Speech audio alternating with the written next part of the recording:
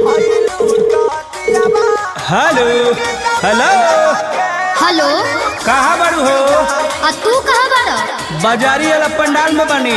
तहर आवाज बहुत कम होता। हाँ बड़ी चोंगा बजता, नइखे सुना। मैसेज करो का मैसेज। ठीक बा ठीक बा। जय माता दी जय जय हो जय माता दी, जय माता दी जय जय हो जय माता दी।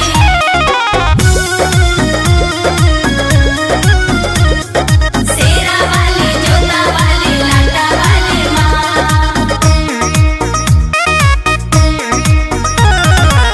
नवमी नवरात के तो मेला में हो, कहाँ कर योही लोग अकेला में हो। क्या करना है आप? अरे पगली आप तो पहले। नवमी नवरात के तो मेला में हो, कहाँ कर योही लोग अकेला में हो। कहाँ बाहर बताओ हो। करतनी फोनवा रे हमर सोनवा, मूर्ति भी आवा हो। बुआ बुआ भेजले बिया, मैया के चढ़ावा हो। बुआ बुआ भेजले बिया, मैया के चढ़ावा हो।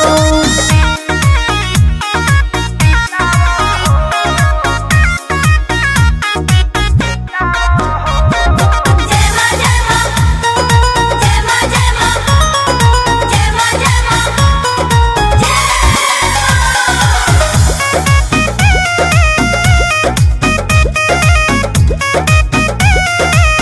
ए हो हमरो तो चुनरी ओढ़ावे के बा, मैया जी के भारा चढ़ावे के बा। शेरा वाली जोता वाली लाटा वाली माँ। सीधे सीधे चले आवा भेडाली लोकेशन, भइल पंडाल में बा पूरा डेकोरेशन। हे तोले बन फूल मंगावा हो। करतनी फोनवा ए हमर सोनवा, मूर्ति भी आवा हो। बुआ बुआ भेजले बिया, मैया के चढ़ावा हो। बुआ बुआ भेजले बिया, मैया के चढ़ावा हो। जय माता दी जय जय हो जय माता दी, जय माता दी जय जय हो जय माता दी। Music by Arya Sharma. Sherawali जोता वाली लाटा वाली माँ। ए हो आवे से पहिले बतहिलो ना, कृष्णा बेकर दी परमोध के लहिलो ना। अकेले आने की क्या जरूरत है? ई बात धनी सिगरेट रखी हा, पूजा करत में देख रेख रखी हा। ओके जी जोनी जिया डराओ हो। करतनी फोनवा ए हमर सोनवा, मूर्ति भी आवा हो।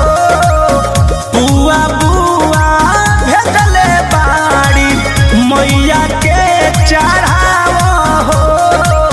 बुआ बुआ भेजले बिया, मैया के चढ़ावा हो।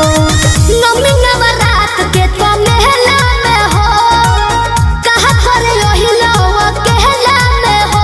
कहाँ बाहर बताओ हो। करतनी फोनवा ए हमर सोनवा, मूर्ति भी आवा हो। बुआ बुआ भेजले बाड़ी, मैया के चढ़ावा हो।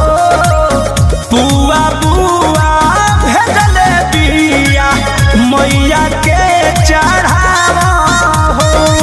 आके चढ़ावो। करतनी फोनवा